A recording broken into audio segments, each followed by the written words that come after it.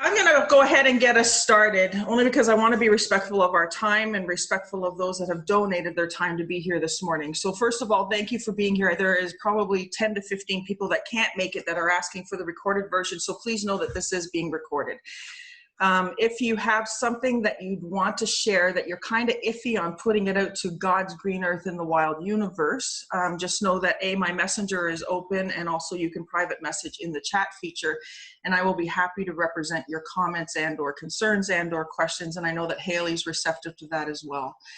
What prompted and started this was something that I was asked a couple of times across the board, and why I was embarking on the journey. First of all, I've been privileged to sit in quite a few Zoom meetings, as most of us have. Lynn Dolan will nod very graciously to that. In those Zoom meetings, there's a lot of talk about what COVID and the pandemic is doing, and what we're feeling to be the pressure of the pandemic, for lack of better words, what we're feeling to be the pressure in the moment, and what we think the pressure is going to be outside of the moment. And there's been a lot of conversation around the feeling of it. And I like to be an action girl despite all the conversation. I believe the conversation is important and the data collecting is important. But I wanted to see if there was something that we could do to be attentive to one another from a mental health standpoint, and make us be proactive rather than reactive.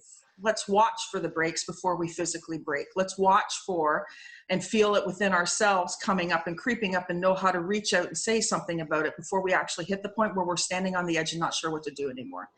And I'm speaking from a very, very real standpoint. Most of you here know my story that way, and I've been on that edge. And I know that it's not a pretty edge, and thankfully I've always been able to be a little bit more proactive in my own mental health and pull myself back, and or graciously reach out and have people help me come back. So know that I'm speaking from experience when it comes to when I was detained and stuff like that was huge for me, and learning how to be able to pivot that aspect of my world in my life.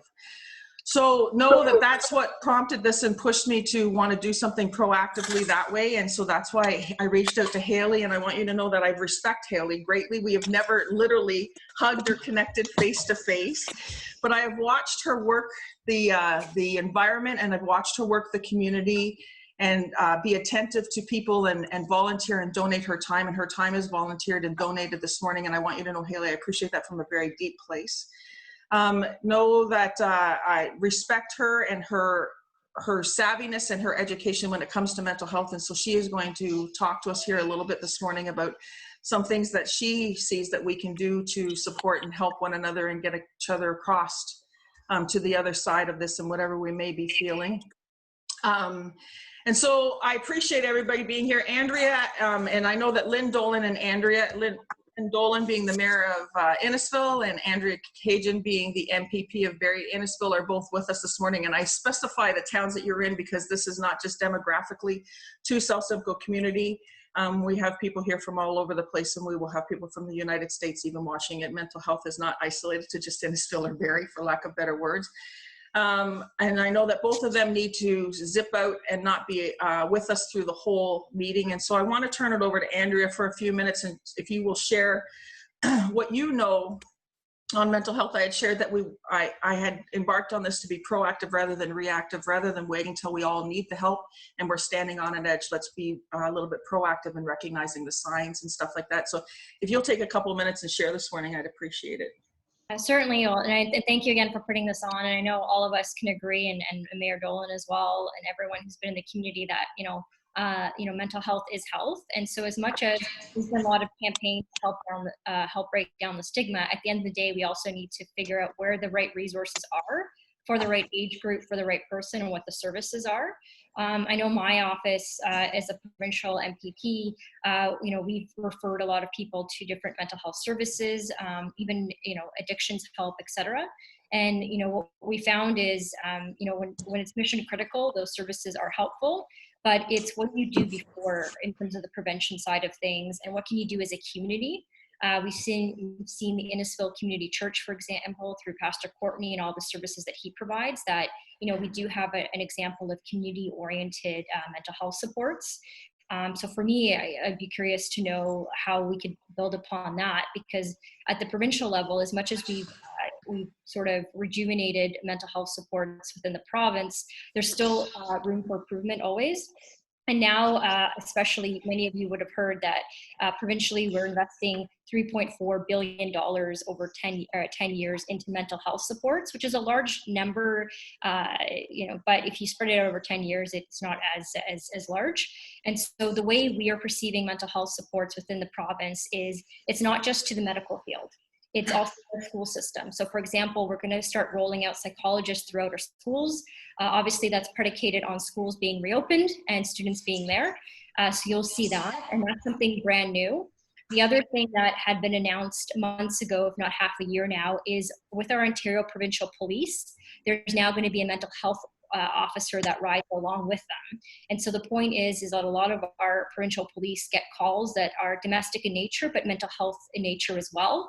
And it helps de-escalate those calls. But more importantly, it gives the people that are actually calling OPP, for instance, the support they need, which might be mental health.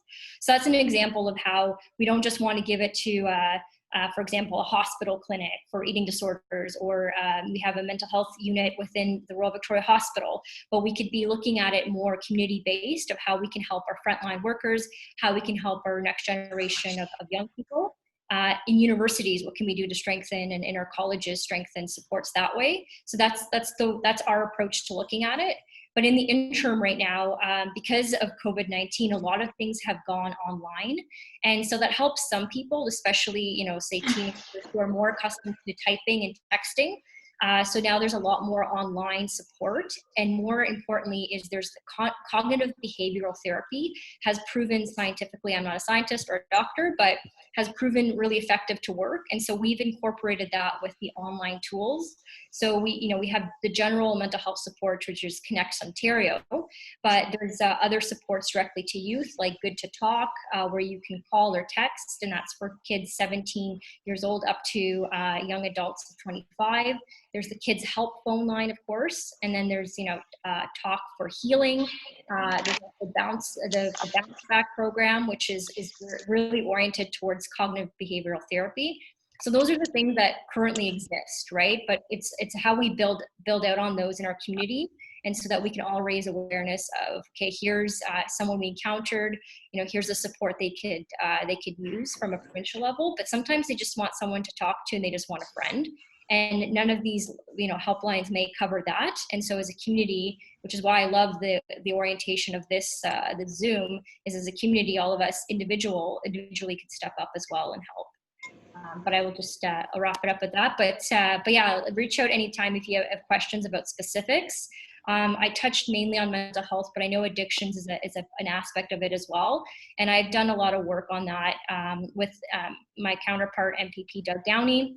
We've been setting up, we did a lot of mental health roundtables through different Barrie groups. And so there's a lot of supports out there for, for example, the RAM clinic in Barrie. They help with a lot of addiction supports as well. But if you want specifics on that, I'm happy to sort of give you a leaflet we created in my office. I shared it with Ann Kell, who's on this call, and she's been distributing it through the Rotary Club as well, just to share as much information as we can and the resources that exist.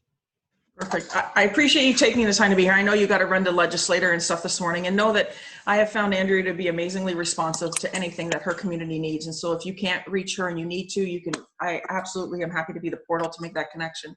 And so Andrea, I appreciate your time. Thank you so much that way.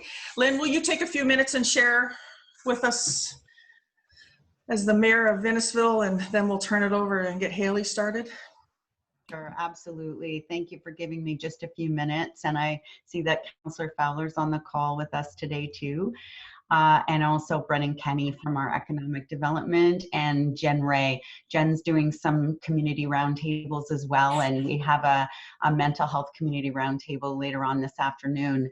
Where I have to go now is to an all town staff meeting. It's kind of funny. In the pre-COVID world, we'd have maybe 1 or 2 a year.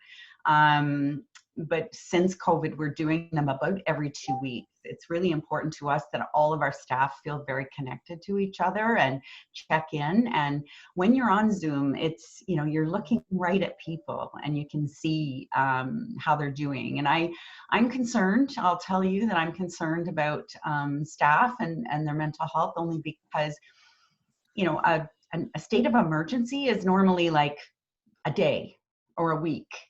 Everybody's adrenaline is up, and you get past the tornado, you get past the train derailment, and then things get back to normal. But this has been ongoing, and I'm starting to see the bags, and there's not the skip and the step that there was a month or two ago. So we're working hard to make sure that staff know that we're there for them, and that this is a marathon and not a sprint, and you cannot sprint through the whole thing. So that's going to be our message to them today. And my message to all of you, no matter who you're with, is just to be kind. Our customer service staff dealt with a record high number of calls this past month, well over 5,000 interactions in 1 month, and that's the record since 2015, and that would be several thousand more than they would deal with in a normal month. And the other thing I've become very surprised to see, is I get a lot of emails too, but most people who email me, I'm lucky enough that they are fairly respectful and tempered in their email. And when I compare the same person who emails me and then what they send to customer service, it's like it's a different person. So I would just encourage everybody, whether it's that person at the park gate or that bylaw officer that's been putting in 14-hour days, just be kind, and we will get through this together apart. And my very last comment, just to follow up on Andrea's comments, in South Simcoe Police does have a unit, that the acronym is COAST, C-O-A-S-T, and I only know it's community outreach. I don't know what the AST are, but it is a plainclothes police officer who partners with a mental health support worker, and they're out there 5 days a week and available through our dispatch. So just remember that. We use the Canadian Mental Health Association and also York Support Services to team up with us. So just wanted to leave that with you, and thanks everybody, and enjoy your day. That's huge.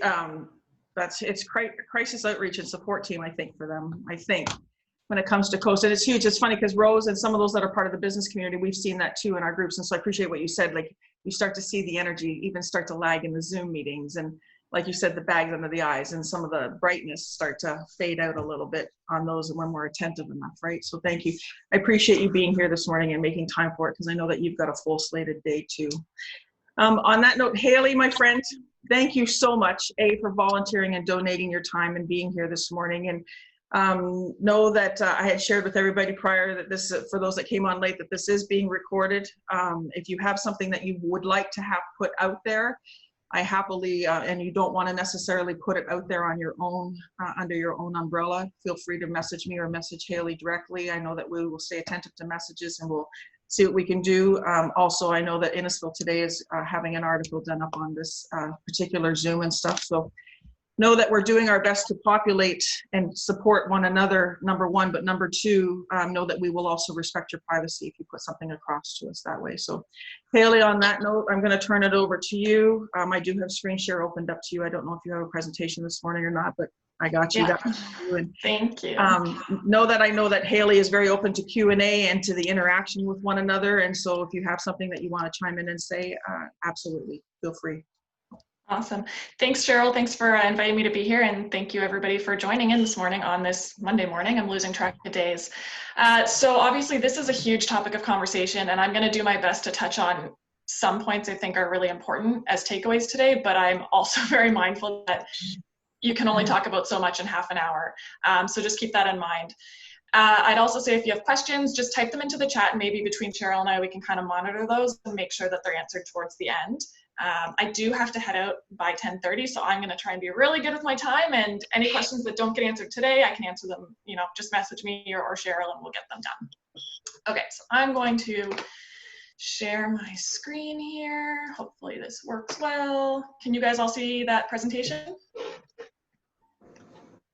Yep. It says it started screen sharing and you are there. Yeah, perfect. Okay, perfect. Okay, so Open conversation on mental health and addiction. So just to preface, these are tips on how to support ourselves and others.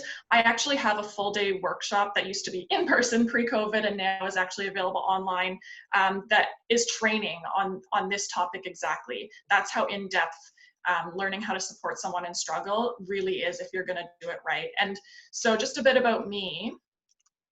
Let's see if I can get, oh, of course my presentation doesn't want to. Oh, there we go. So who am I? How did I get into this? I actually got into starting my own business as a mental health consultant a couple of years ago. I did not take social work in school. That was intentional. I actually got here as a result of my own lived experience with mental illness. I lost a couple jobs due to lack of accommodation and understanding in the workplace. And the second job I lost as a result of that, I decided that there's a huge gap here. There's a huge lack of understanding on how to support employees who are struggling and coming forward for support, who want to stay working, but need that little bit of extra accommodation. And so I kind of took those experiences that happened in 1 year in particular and decided I'm going to do something about this. And I actually started by just offering peer support services in my community, which used to be King Township. And didn't know what I was doing at the time, but just said, I'm going to help others who are in struggle. And I was in my phase of recovery. And so for anyone who doesn't know what peer support is, I really, really suggest that you look it up. It is, where peer supporters are people with lived experience with mental health, challenge, illness, addiction, who are on a path of recovery. We've taken training in how to be a peer supporter. And we're there to support others through the social, emotional, and practical ways of getting healthy. So in some provinces, even in Ontario, you'll see it, Nova Scotia in particular, peer supporters are actually one of the clinical team. So we are part of that circle of care. We are not clinicians, but we work with them. And I actually do work with both CMHA in Simcoe as well as in York Region. And I work as a peer supporter in both contexts. And it's cool to work with clinicians alongside someone in recovery. So it's another tool for the toolbox. It's another person in your circle of care. So I'm also a dog mom, and my dogs are a big part of my recovery. They were actually one of the main reasons that I'm still here today. And some people think that that's silly, but they were my lifesavers at one point in time. So you never know what somebody's pullback is. Okay, so yeah, just a bit of housekeeping. Keep in mind sessions based on excerpts from this workshop. So we're not going to go into too much detail because of time, but also just throw your questions into the chat and I will try my best to keep an eye on it. And if I miss something, hopefully Cheryl can pick it up. So I love this quote. I always start with this because mental health training is a journey of awareness and growth rather than a checklist of skills. There is no recipe for how to support someone in struggle. There is no do this, this, this, you're good. It is not that simple. It's more about the human to human connection. So when we're looking to support someone else, we really have to approach it from that human perspective and not from a clinical standpoint. And that's really important because I think a lot of us get stuck on this, well, you know, I don't even know how to have the conversation. I don't know what to do. And we have to recognize that each individual is unique and all of our needs are going to be unique. And if we can approach it from that standpoint, that's how you're going to develop safety with someone to start and open that conversation.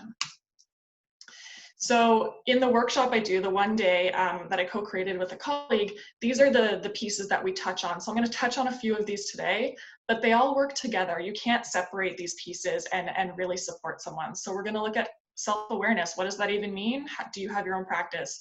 Working with our fears, learning how to meet someone where they're at. So really meeting them in their space. And then of course, boundaries and self-care, huge part of supporting ourselves, right? If we are in a caretaker role or if we're struggling, you know, with our own illness. So these all play an important role. So I love this image because I'm sure people on the call can relate to what it feels like when you're in struggle. So whether that's with mental health challenge, illness, addiction, life challenge, divorce, you name it, I'm sure all of us can think of a time that it has felt all-consuming. It takes over everything in us. There is no space often for thoughts around anything else. And I know for me, I spent a good year in that space where it was just all-consuming. It ran my entire livelihood. And so what we want to try and do for wellness is move into this holistic approach of recognizing that the illness or the challenge might always be there in some aspect, but it's really balanced out with all the other things that make us, you know, that contribute to our holistic wellness. So for me, for instance, I live with, two of the things that I live with are generalized anxiety disorder and clinical depression. My first take on recovery was I don't approach it from I'll ever be fully recovered, because in my mentality that sets me up for failure. I just work on, it might always be here, sometimes it's, you know, this big, sometimes it's this big, but it doesn't dictate how I live my life. I learn how to manage it. So what I want to do, just to get us a little awake this morning, is use the chat, and I'm going to get you guys to just, well, we can see who you are, so you don't have to introduce yourself, but include just one word. I want you to take a second right now, one word to express how you're feeling, and be as honest as you can. So if you're content, maybe you're bored, maybe you're tired, I just want to hear what's that one word that describes how you're feeling right now. I know for me, I am feeling a little anxious. I always get a bit anxious before doing a presentation like this because it's so close to home for me. Okay, so I see someone coming in. Confused, positive.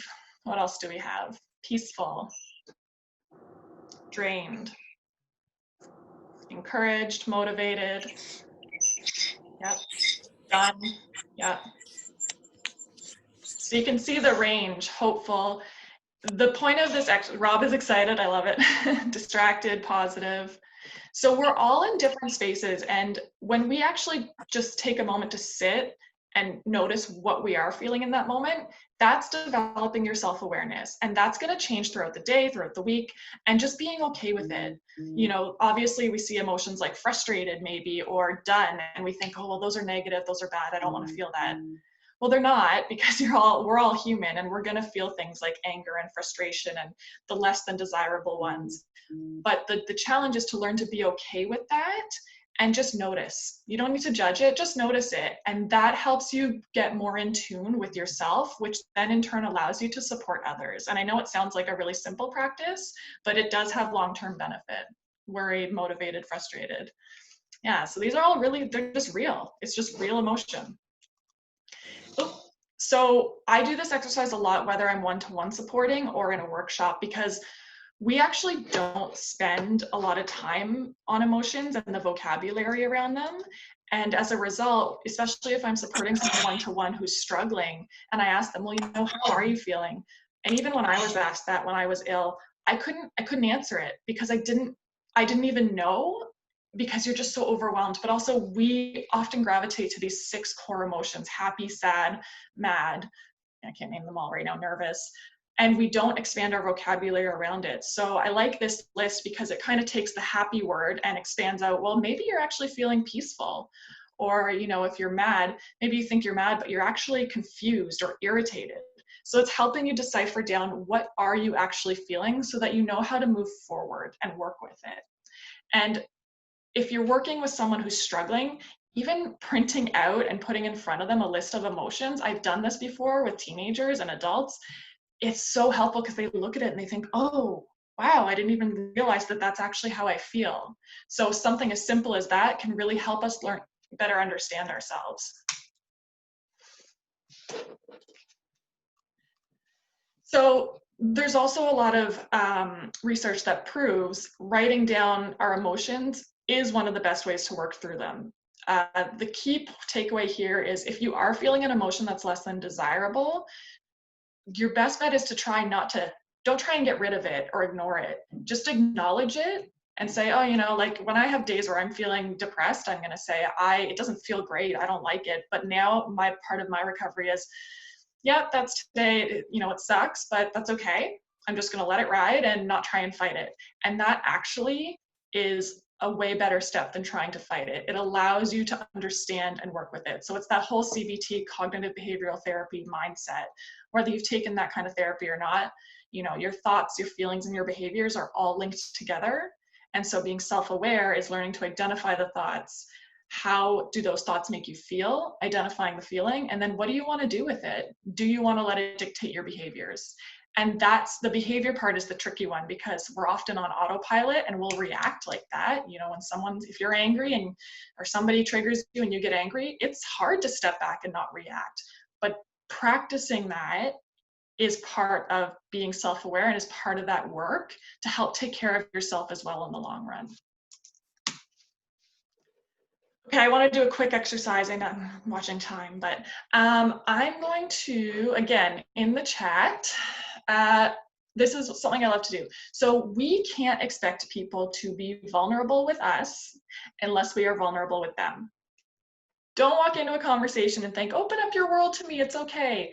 I took 3 years to tell my therapist that I was suicidal, and this is a safe relationship. It's too, we can't just expect people to unload on us. That's not fair.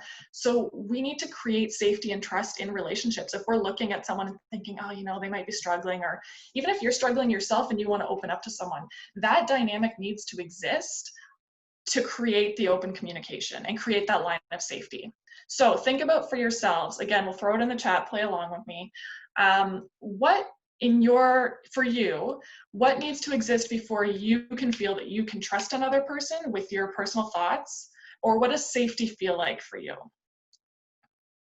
So I'll just throw out an example. For me, a big piece of that would be confidentiality. Anything I say on here today, I'm an open book. It's the work I do. So you're welcome to take what I share, what I share and share it along if you think it would help someone. But what do you need to feel like you trust in someone and feel supported or safe to open up? No judgment, huge, yeah. Common ground. Body language, big part of my trust. Yeah, body language is actually one of the top things that we read as humans over words and voice, tone of voice. Mutual respect, positivity, no judgment, connection to that person. Definite confidentiality, professionalism, yeah. Give and take, as in, ask me when I say something you don't understand so I can clarify. Yes, no assumptions, huge. It's always better to ask and get clarification than assume. Actually hear what I say rather than make assumptions. Yeah, I love that those are back to back. More judgment, more no judgment, listening, acknowledging, trust, safety is built over time. Yeah, so these are the things that think about what you need for yourself. And if you're trying to create a connection with someone, those are the things that need to be there. And so how do we build those? So like a list that I have here that I like to touch on is confidentiality is massive, especially when we're talking mental health. Somebody's story is not yours to share. And we don't take it away because of stigma. Like we don't not share it because of stigma or because it's taboo, but we don't share it because it's not ours to tell. So unless that person has given you that permission, it's not your story to tell. So I always say that in my workshops. For me, anything I say and share, open book, you're welcome to take it forward if it's going to help someone or yourself. But anything that's disclosed to me or in this group even today, I would hope that we can all hold that space of confidentiality as it's not our story, we don't own it. Listening fully, and that came up a lot. Seeking to better understand what they're saying. Don't make those assumptions. No judgment is huge. And this is where the self-awareness comes into play, because we might be judging in our head, but can we take that judgment and kind of put it over here and still be present and hold space for that person? Even if we don't agree, we can still acknowledge that is their reality. So acknowledgement doesn't equal agreement, and that's okay. You want to feel respected and validated. We also want to ensure that the choice is respected. So for me, a big part of my recovery was feeling like I still had control. Everything was still my choice, especially with things like anxiety that play into different illnesses. You already feel out of control. So the last thing we want to do is take that feeling away from someone. So my work as a peer supporter now is I work to empower other individuals in their own recovery. I don't dictate to them, well, you need to do X, Y, and Z, and that's what you do. No, we explore things together. It's their choice what they want to try or not, and I have to be okay with that. And then openness to new ways of thinking. So just because for what worked for me in recovery might not work for someone else, okay, great. Maybe they have a better experience with something that didn't work for me. So just that whole thought process that we don't know what's best for someone, they know what's best for themselves. And sometimes depending, they need some guidance, and there's obviously some restrictions around that, but ultimately we know ourselves best, and not taking away someone's power and choice in their own life is huge, and that's huge in creating trust. So to touch on meeting someone where they're at, what do I mean by this? And we go back to the value of listening. This is really the crux of where it starts. Listening with our full undivided attention, first step in creating that safety and trusting conversation. I feel like we're a society that we're always talking over each other. We're always assuming we know what they're going to say next. We always say, oh, me too, and diminish what someone's saying. But actually just holding space and letting someone be heard and saying nothing sometimes is really powerful. We don't give that or get that a lot. And a lot of us can be uncomfortable with silence. That's okay. Get uncomfortable with it. You know, you don't have to have the answers for that person. Just giving them the space to be heard and validating what they're saying is so massive. And for coming in from my experience, that was one of the first steps in me trusting people with coming forward when I was really ill, because I was terrified. Nobody in my life was saying I've been there. I didn't know what was happening to me. I went from being a fully, you know, lack of better language, fully functioning project manager and traveling, you know, to the States every other week, and doing all these things that on paper looked great. And I was falling apart. I just couldn't figure out why I can't do this anymore. So we're already hard enough on ourselves when we're in these spaces. So giving someone the space to be heard and just validated is really, really, really the place to start. And because often as humans, especially if you're a parent, our desire is to fix. We always want to fix when we're faced with a problem. And when we're looking to actually support someone, we need to remember that sometimes the best thing that we can offer is just space for them to be heard. It is not our job to fix others. It is our responsibility, if we're going to open that dialogue, to support them in their own path. We don't know what's best all the time, and we have to constantly fight this desire to fix because we love to problem solve. It is in our DNA, so it's hard to break out of that pattern. I ran into this as well. I was struggling with my own mental health, but my ex-spouse and he had addiction issues. And so I often fell into this caretaker role of wanting to fix and throw all the resources at him and be like, I know exactly what to do. I fell into my own trap, and I had to step back for my own wellness, but also for his wellness too.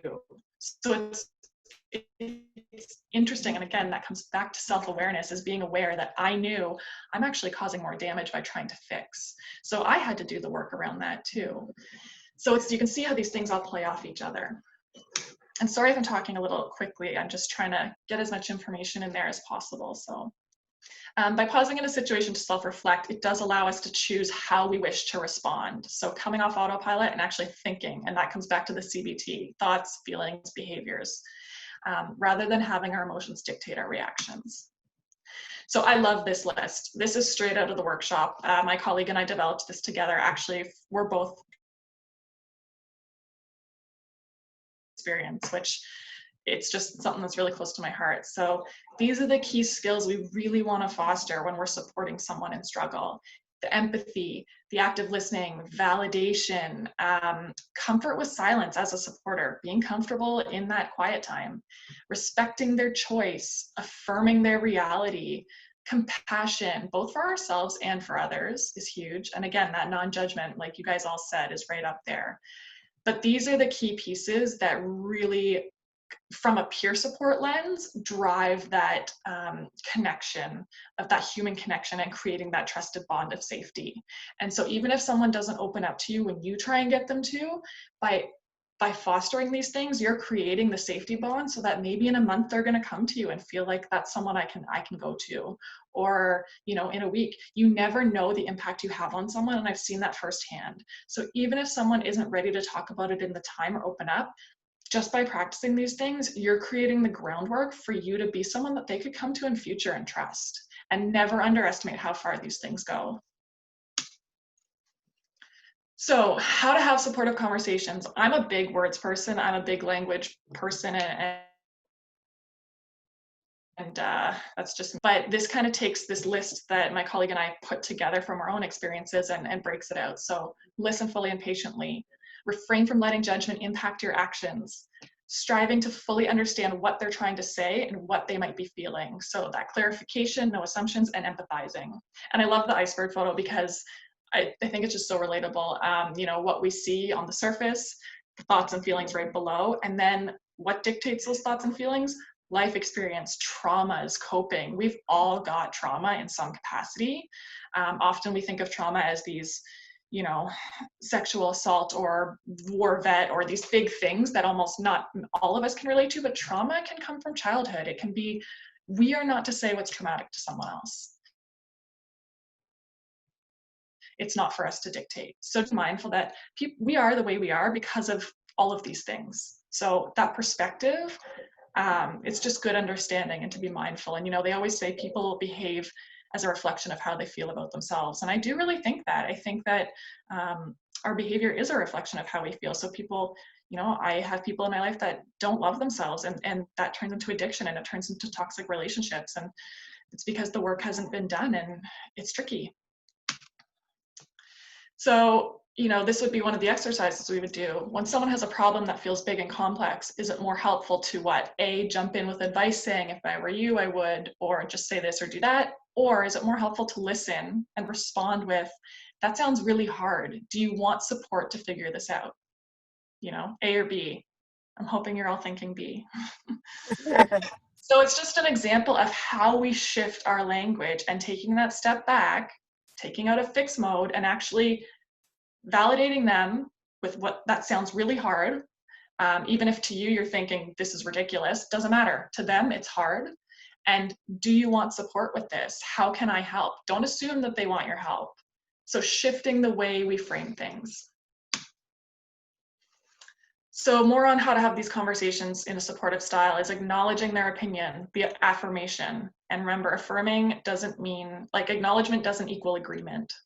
So even if you have two people fighting and the one person saying, well, you know, they did this and they did that, and I think it's because of this and that, even if you see it differently, that's okay. You can say, I hear that this is how you feel. I hear that this is what you think. You don't need to argue it. It's like arguing the world is flat with someone, you know, it doesn't matter. Really, it doesn't matter. That's their reality, cool. You do not have to agree, but if there's room to support, great. So long as, you know, there's gonna be, and again, this is where boundaries would come into play, but we don't have time to talk about that today. So recognizing that their perception is their truth. That is important to validate. And then listen for what they think would be helpful. So again, respecting their choice. We're not taking that away from anyone unless, of course, there's, you know, imminent threat to self or others. And that's a different conversation, but offering to consider pros and cons and other options with them. Maybe they want to hear your suggestions, and you can ask them that, and you can explore options. And then offering authentic encouragement, ideas and hope. So that empowerment piece. And this is just a picture of the poster that I use in the workshops of what we just went over. Just a reminder of these conversations. So really the key takeaway here is, in order to be an effective communicator, we have to have our own self-awareness practice. You can't truly be there for someone else unless you have that awareness in yourself to know when to step back, to know when to check your judgments, and to catch yourself on errors. I still make errors all the time, and I have to own up to that. And that's just part of being human. So the more self-aware we become, the more compassionate and supportive that we can be to ourselves, but also to others. So I won't go over this in detail just because of time, but how can we shift our language to have more supportive conversations? And I pulled these from, there's a woman, she's a PhD in neuropsychology, I think it is, out of Winnipeg.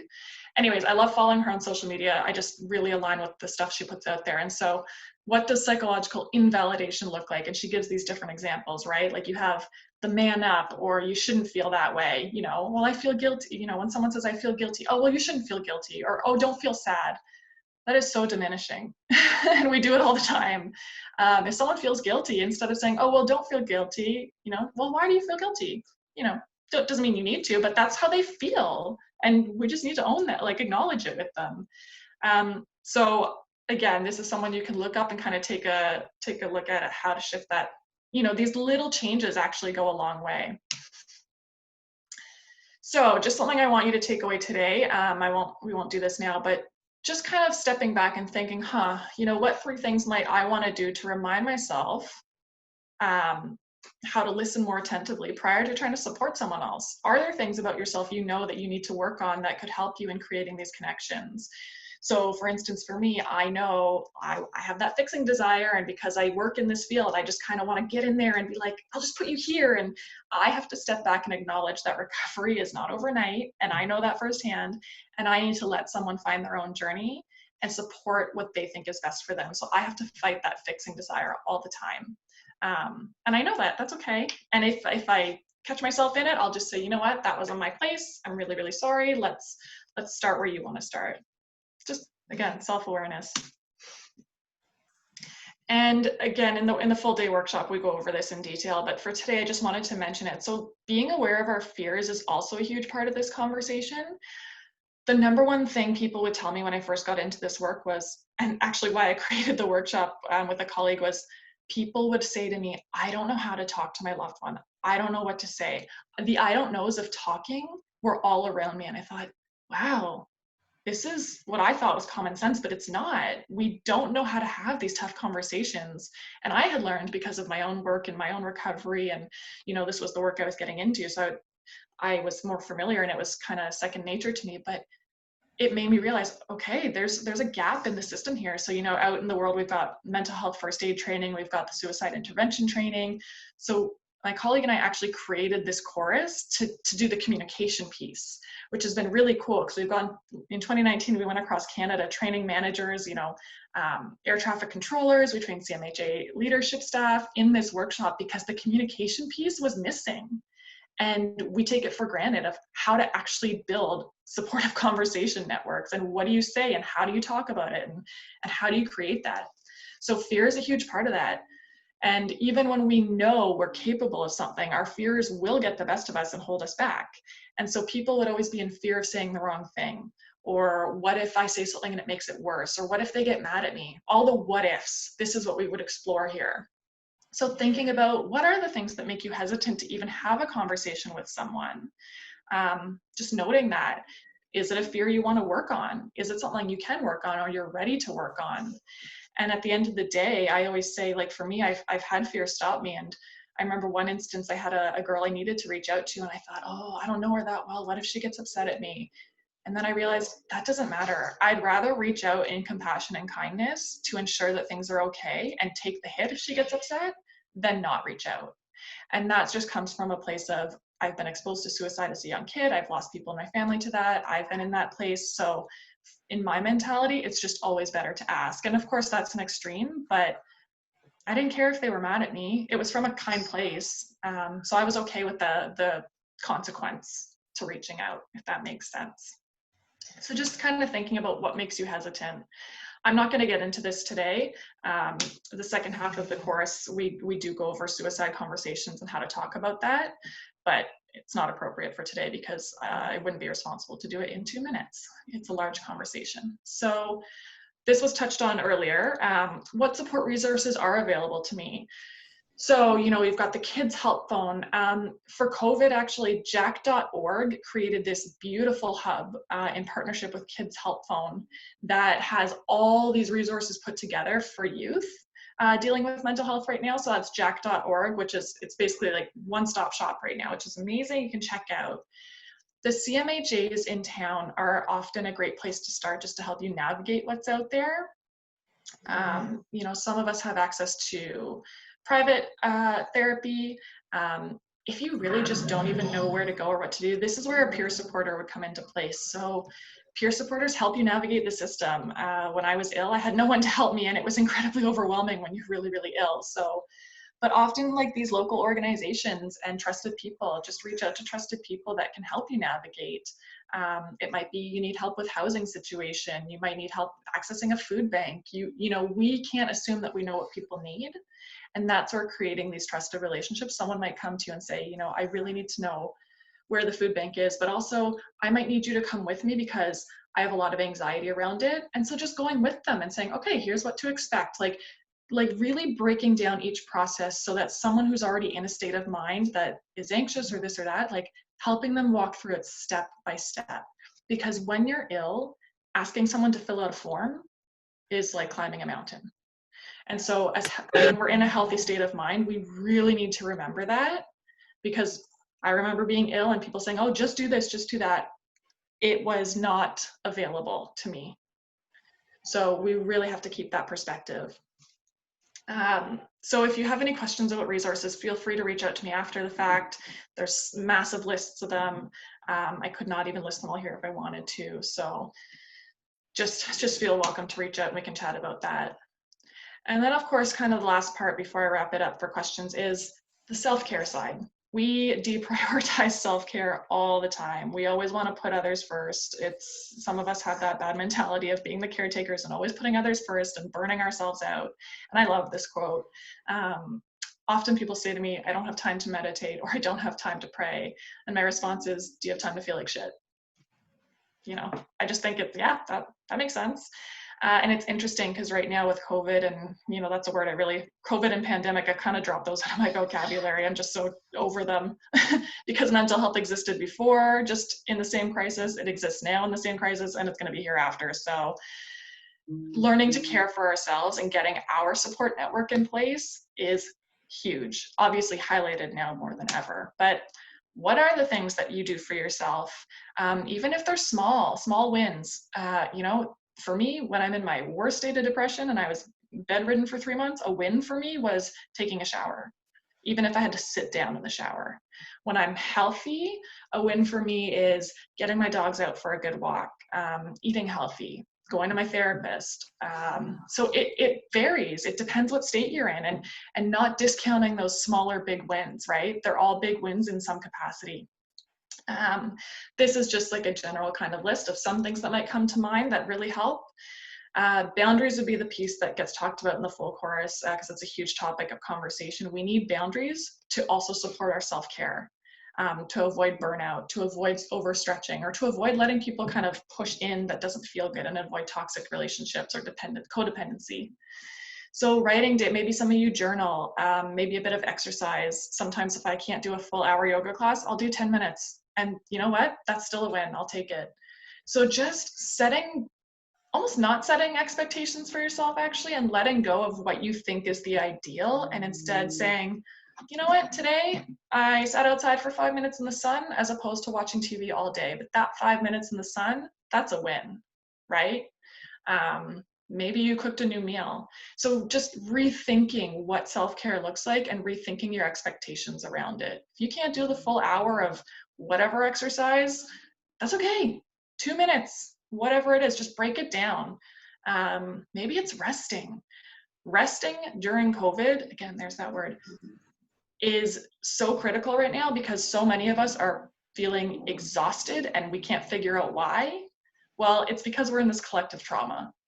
So when I see people saying, you've got all this time on your hands with this pandemic, if people are coming out with no new skills, that's ridiculous. I hate that. That's very unfair because we are in this state of exhaustion altogether, and just processing the information that comes out on a day-to-day is mentally draining. I have found through this whole thing, I am so tired all the time. I can only work in the mornings. Like I schedule all my stuff for morning time because by the afternoon, I am taking that nap almost every day. That's pretty unlike me, but I'm just done. And it's just because of everything going on around us. So I've had to let go of this thought of, oh, well, I have all this time on my hands. I should be, redoing my website, and I should be doing this and this and this. No, I'm letting that go because right now my body needs rest, and that's okay. So if my day of work is, 7 to 2, I am quite okay with that. So just figuring out what feels good for you, and that self-compassion is huge. I have to practice that all the time because I can be really hard on myself.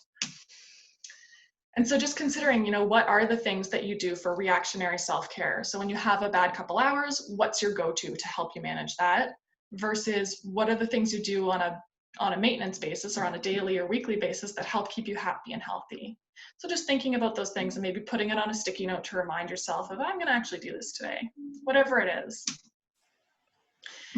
And again, the simple reminders of what someone might need. This list was actually one of, I played a bit with blog writing a couple of years ago. And when I was really ill, I wrote this list of what I felt like I needed and wasn't getting from workplace in particular. And it turned into be something that I kind of finessed with a colleague, and we used it in the workshop because it just felt so relatable for so many of us who lived with mental health challenge. And it's a lot of stuff that I've already touched on today, but I really love this list. It's a good reminder to me. That is, all right, we got 6 minutes. So I know it's a heavy-handed topic. I know there's probably things I didn't touch on. It's just, I really wanted to get across the skill sets of how to build safety and trust with others, especially as a community and looking to support one another. And it really comes down to these, empathy and compassion and patience and all of these things that are really challenging. So I will leave it there and open it for any questions or comments at this point.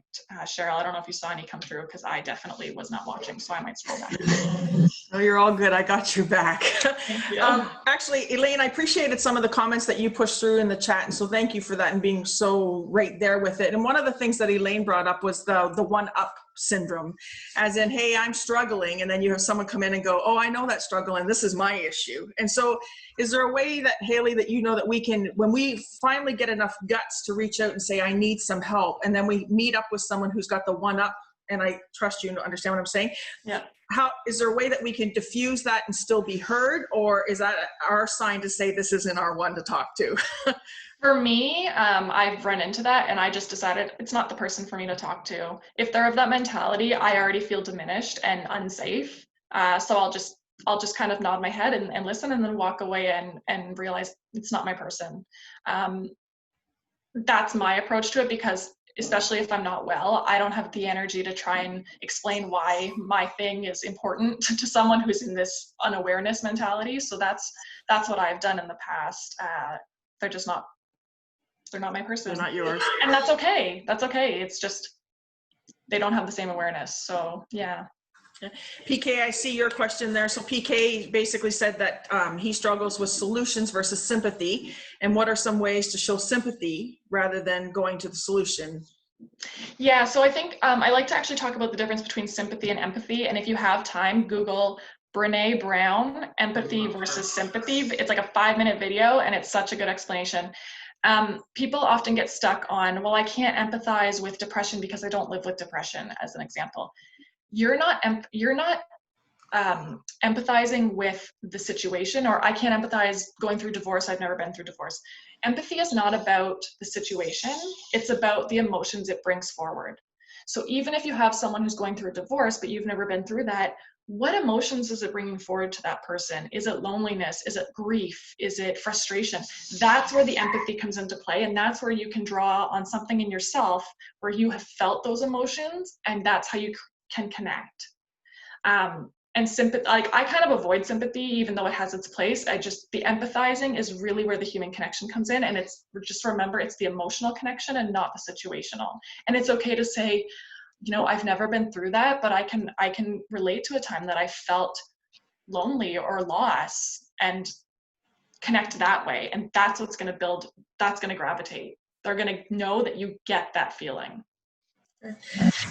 Two questions, one on either side, same topic though. On the one side of when we start to sit down with someone that we know is struggling, and we start to pull out the conversation and they recognize that they're safe to speak to us, how can we handle what sometimes may be our own discomfort in what we're hearing?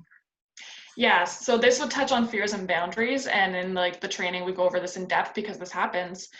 This is where you need to assess, is your fear manageable to you? Is it a trigger? Is it too much for you? So again, self-awareness.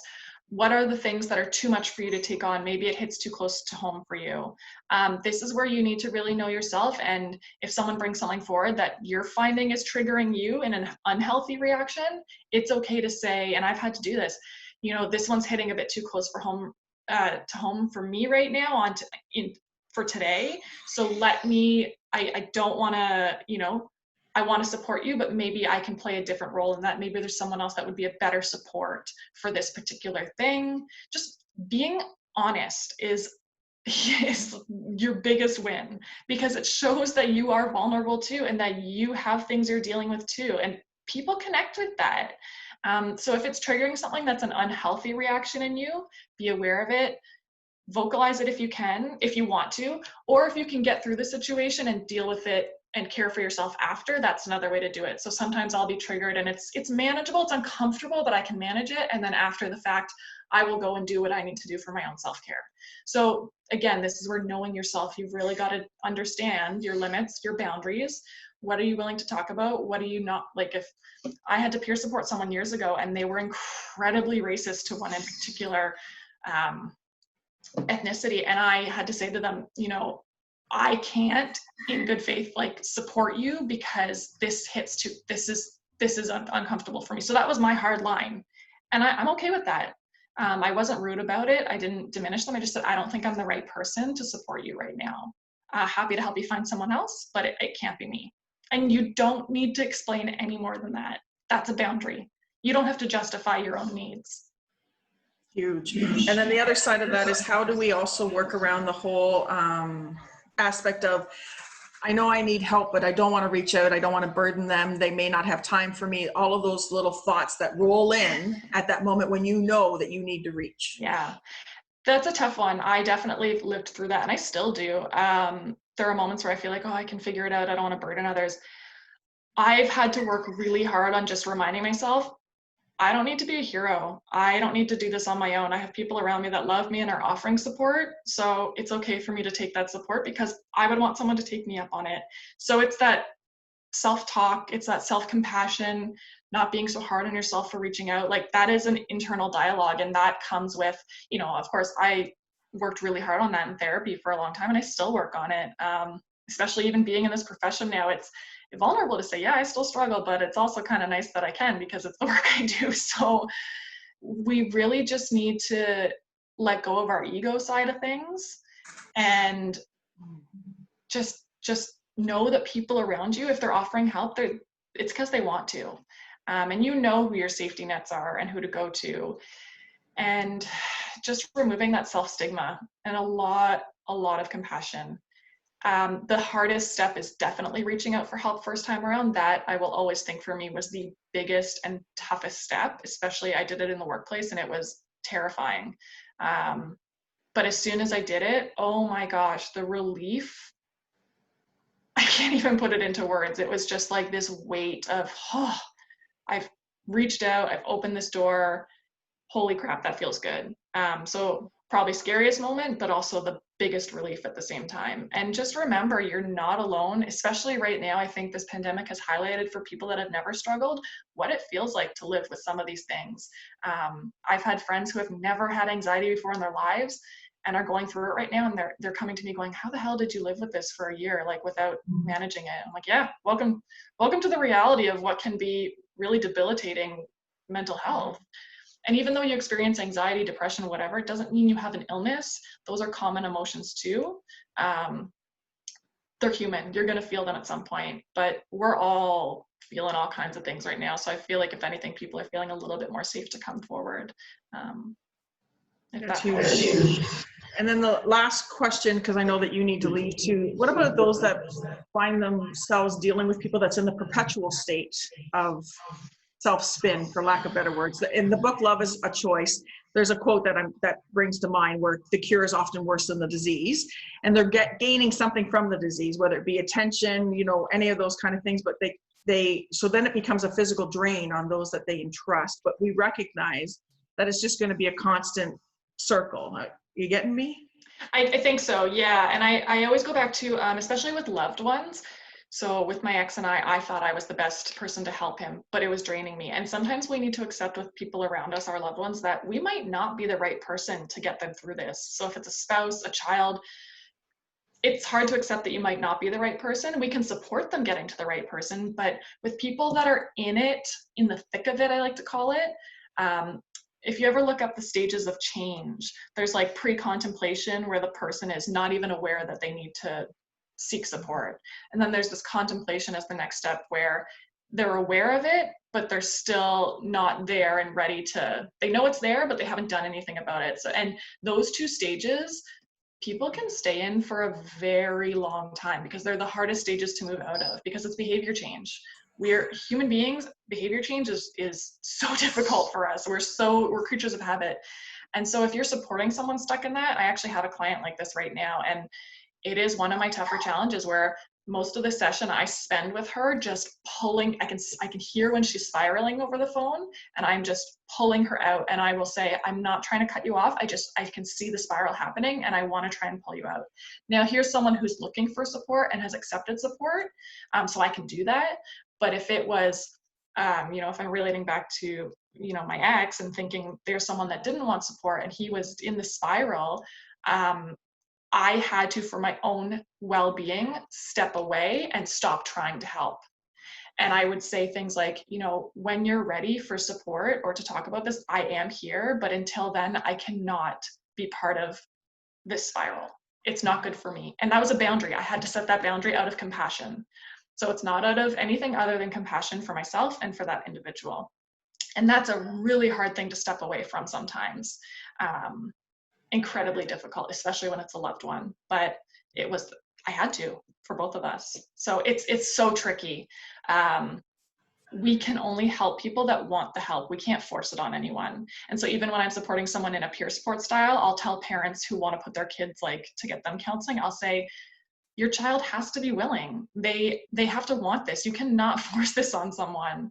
And that's the hardest part to watch, especially with addiction. Or anything, it's so hard to watch, and that's where boundaries and self-care come into play. You have to put yourself first if someone's unwilling.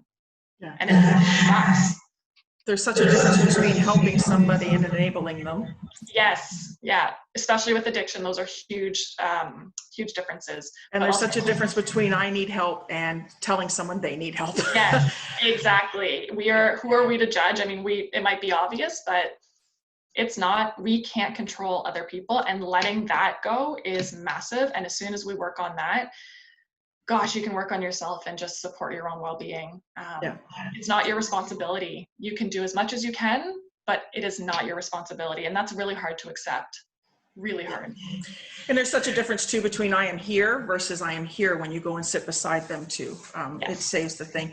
And I learned from my detainment situation too, a lot of people, and like you had shared, I mean, a lot of people do, you see the hunger strikes going on and stuff like that because that's what they can control. And I think that that's the key in even this conversation, is giving people empowering them to feel like they are in control of what they're going to share in their conversation, and not us necessarily pulling it out of them, right? Yeah. And so it becomes huge. Anybody have any other? So I've stayed attentive to chat. Thank you for those that are chiming in. And I'm glad that I'm going to summarize that most of you have found value in this based on the conversation that is happening in chat. So thank you for that. Anybody else have any kind of questions or comments before Hayley has to bolt on us? And if anything comes up too, just email me as well, because I know some of these can be sensitive topics. One of the big things that came out of COVID was an increase in women's shelters and abuse hotlines. We don't know what people's home life is, so never assume. And some of these things can be really scary to reach out about. So yeah, if you have any questions, just send me a note. Huge. This has been recorded for those that want to share it. I know that Andrea Khanjin has already asked for the recording to share with her staff. And so know that I will populate it onto Embracing Becomes YouTube channel and make sure that the link's put across my Facebook wall. And I think I know I am connected to all of you that are here this morning, or most of you. Anybody have anything that they want to share? So know, Hayley, that there's lots of kudos going to you and thanks in the chat. And so I absolutely appreciate you doing this for our tribe and our community and our gang, beyond a doubt, and sharing your expertise. And I will be the first to say I took away more than I thought I would. And so I appreciate that more than you know. Yeah, it was good to be here. And like, again, if anyone's interested in the training, like it's an intensive training. Like this is not a light subject, and it's not like, okay, half an hour, we're good to go. It doesn't work that way. Like this is very surface, but check it out online. Send me questions, comments, whatever, because the communication piece of supporting others has now gained national awareness of, wow, we're really missing the boat. We've focused so much on clinical support, but this emotional, social, and practical, corporate training, community training, like it's the missing piece of mental health first aid, suicide intervention. And so it's been cool to see like even CMHA National and the Mental Health Commission support the work that I've been doing with my colleague in this. So it's exciting. It is the communication. Yeah. Beyond it, it's it's like if I tell you all I want to go from Etobicoke to Innisfil, you could all draw me a map. But if I'm trying to take you somewhere I'm not even sure where I'm sitting, it's hard to get people there. And it becomes huge that way, right?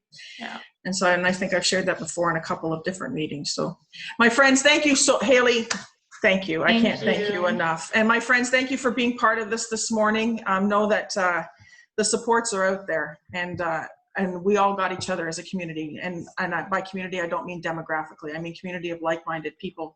Humanitarian, whatever cause binds us together, right? And so know that we're there for you beyond a doubt. And if we can't help or do something for you, then know that we'll try and connect you to the resources that we can look into. So, and Wendy, I see your notes and stuff. And so I'll stay attentive and catch up with everybody after we get off this. Hayley, go and run your day. Thank you so much for being here. And my friends, we will all see you soon. Thank you, everyone. Thank you for your playing along with the interactions too. Take care.